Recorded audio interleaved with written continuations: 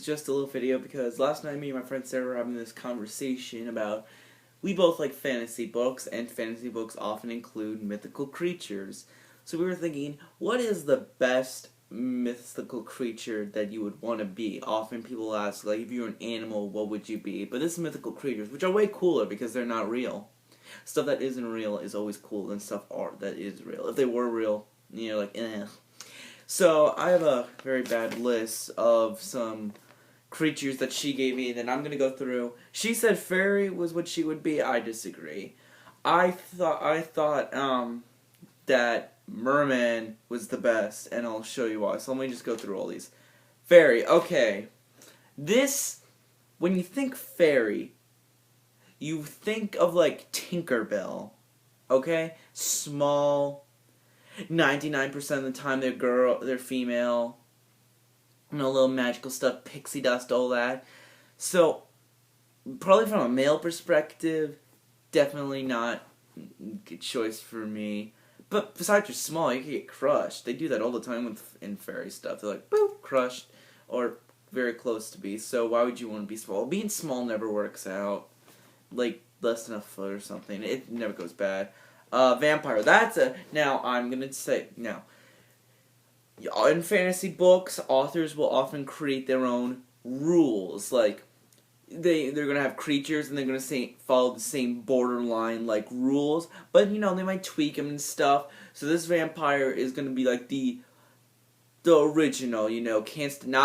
Not the Twilight version. I'm also going the original for werewolves, not the werewolf Twilight, because those both are just from Stephanie Meyer's weird mind. So we're going with not the sparkle vampire. No, the vampire walks outside. That was really spontaneous. So vampire would suck. Suck. That was an awful movie. Well, pretty much because one, you can't go out in sunlight. I mean, you have to spend all your time at night. And why? That just limits your activity. Once do spend all your time in the darkness or artificial light, like candles and light bulbs, not the sun. That's pretty dumb. I don't know if they specifically say, like, if you look in Dracula. I've never read Dracula. I really won't. I should read it someday. But I don't know if they ever say he needs to drink human blood, or it can be any blood, because like, I can't believe I'm using this as an example. But in Twilight, I don't know, I've seen the first movie, and I know they drink, like, deer blood or whatever. That's kind of an excuse. So you could get away with the blood thing because you're drinking animals. Still, you drink blood for the rest of your life. I love to eat. I love eating all sorts of new foods, and just having one food for the rest of your life stinks. And you live forever. Literature and movies and everything teach us one thing. It's that immortality sucks.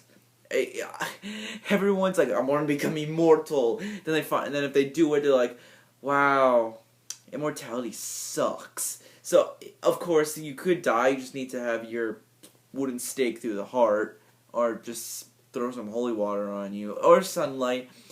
I don't know, it just doesn't seem very appealing.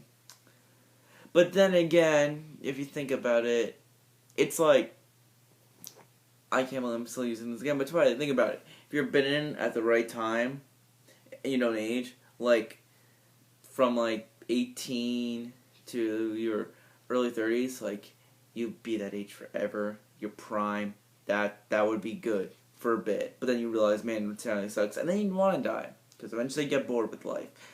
But no, vampire, too many flaws. The blood, the fangs, living forever, no sunlight, Werewolf, that's next. This is pretty much more simple. Sure, it's only once a month you transform on a full moon, but still for that 1 month, you're a giant, uncontrollable rage monster, so you could eat your family for all you know. I couldn't do that. That's messed up. And you don't even get any of the perks of a vampire. Like, at least with vampires, you can control your own body. Werewolf, you're like, that was like a golem noise. And just like eat stuff and bite other things. I don't uncontrollable. Plus the transformations always seem really painful. The little bones and the claws and the teeth. they go when in werewolf movies they always show like, man, we gotta show how painful this transformation is. What's next I have here? Zombie. Just zombie. That's not really a creature. Maybe like a lich or something. I don't know, but undead thing. It's still kind of like, I'm a rotting body. Why is zombie? No one wants to be a zombie. With like the plethora of zombie post-apocalyptic disease, like that's not really mythical. It's more like sci-fi or disease at this point. It used to be mythical, kind of. I don't know. You're just a shambling corpse. That's stupid. Who eats brains? That's dumb. Wizard. That's not really mythical. I mean, well, it is mythical, of course, wizard magic, but you're still a human. If Harry Potter teaches everything, taught us anything, it's being a wizard is awesome. If you read the Harry Potter books before you turned 11, you spent your entire 11th birthday praying, oh, please send me a letter to Hogwarts. I want to go and learn to be a proper wizard.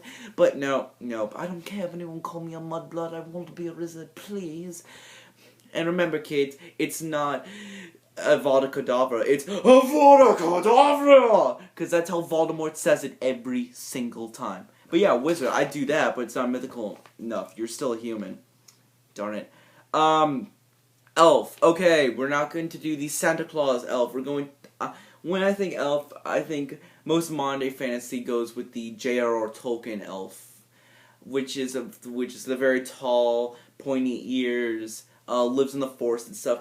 And here's the thing I've noticed. In those, whenever you have a Tolkien elf in a novel, I always feel like the point of elves is trying to show, like, here's what humans could be if they weren't humans. Like, if they didn't have all the flaws of humanity, like greed and pride and wrath. I'm listing the 7 deadly sins and envy and lust and gluttony. I probably forgot one. Did I say wrath? Sloth, that's about it, I think. I don't know. Anyway, but they always seem like the perfected humans, like the Adam and Eves of like the fantasy world, and it's because they're at one with nature. They're either A, immortal, or B, live to be like 4 million years old.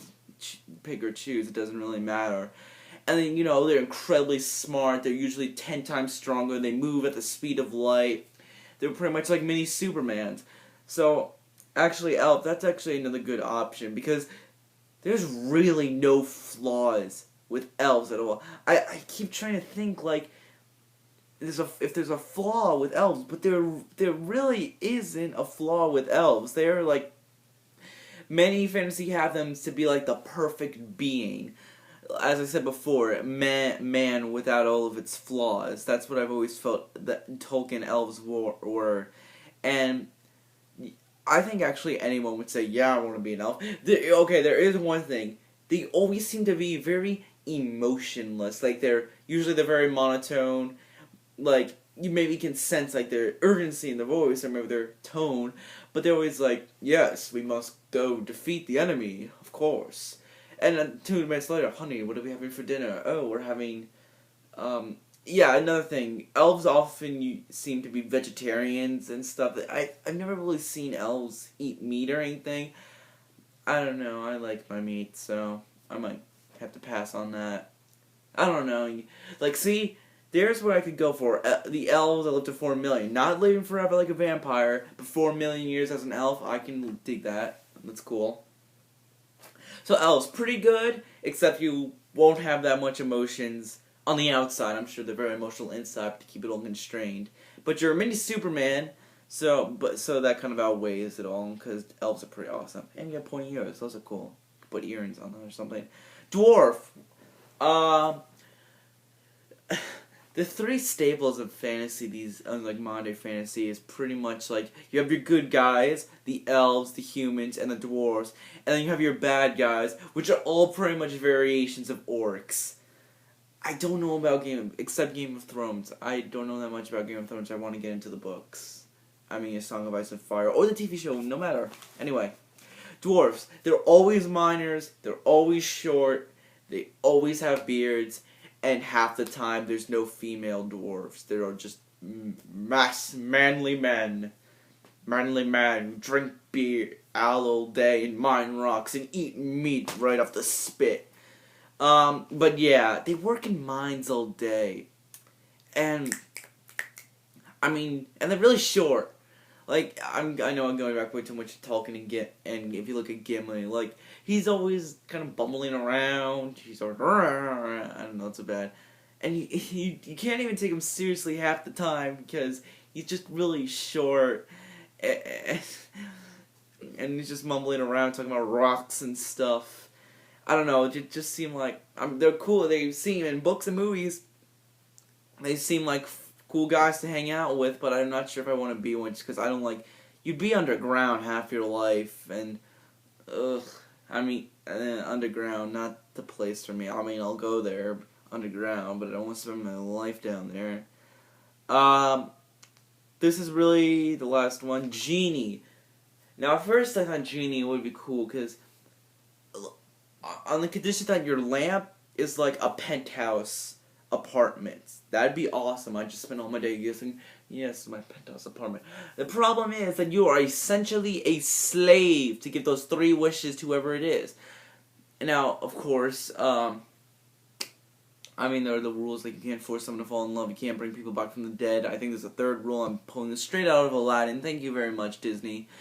Robin Williams, you're the best. But the thing is, you are essentially a slave, just like the genie from Aladdin, and no one wants to be a slave. That's awful. And no matter what, besides outside the boundary of those very, not very restrictive rules, you need to give you're obliged to give whatever that person wants.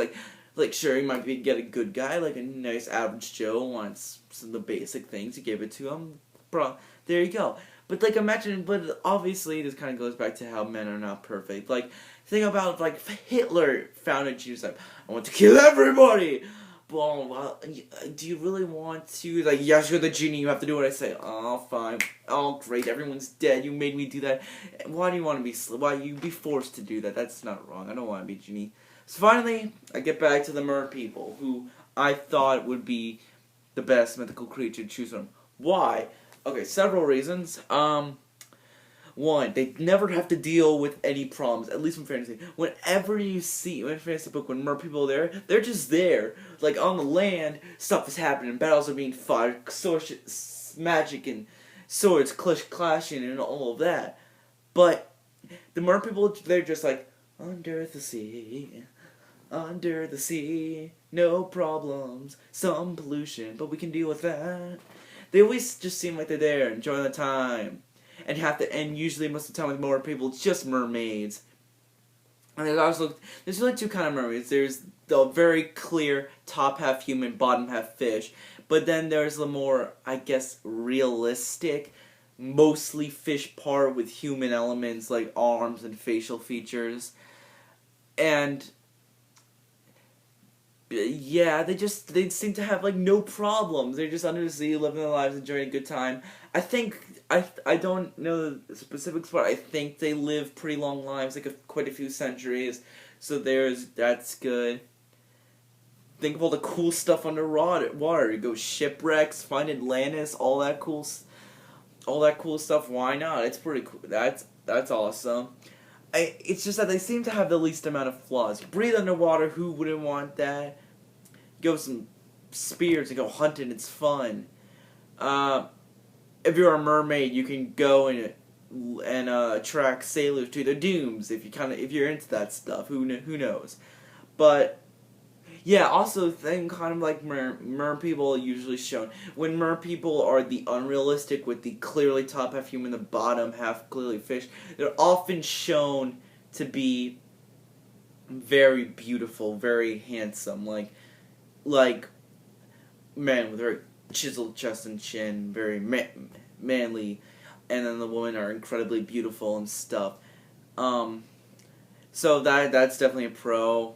They just seem the best option because everyone else involves, besides Elf. Elf is just perfect in every way. I think out of all of them, because the others there's just I'll just run through it one more time. Fairy, too small. Vampire, you live forever in the sunlight, you can't go out. Werewolf, unstoppable killing machine. Zombie, why zombie? Wizard, that's human, so I'm not counting. Elf, perfect. Dwarf, you live underground. No. Genie, you're a slave. So, if you want to become a mythical creature, go elf, and you'll be Superman and just save the day and be awesome and never miss a shot with your archery. And just be like, I'm an elf, I will save the world because if I can do what 500 humans can't, and I'm not ruined by their flaws. Or merman, or mermaid, or merpeople, and just, spend your days in the sea.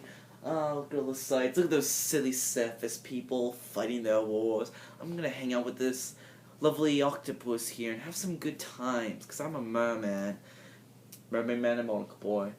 Anyway, that's this video. I hope you enjoyed. Go mer people, they're the best. Those Animal Planet documentaries were fake. Screw you, Animal Planet. I'll see you guys later. Bye-bye.